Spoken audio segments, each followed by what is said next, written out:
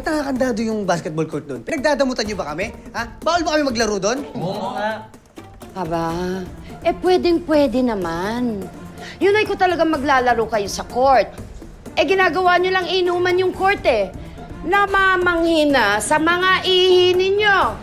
Nahitin mong mamamayan kami ng umahan. Bakit kailangan yung agdamot sa amin ang basketball court? Ano daw? Translator! Lihitin mo mamamayan kami ng tumahan. Nasa ng pandakot at ang bunot.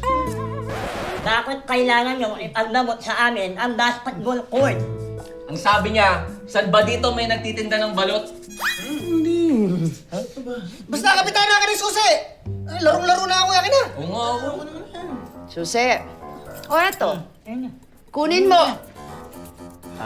Pinalaki akong bastos, alam mo yan, di ba? Oo, kunin mo yan! Oo, Papanor!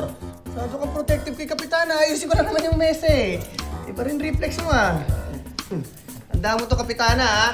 Tol, halika na. Mag-Chinese garter na lang tayo. Tara. Umayos kayo, ha?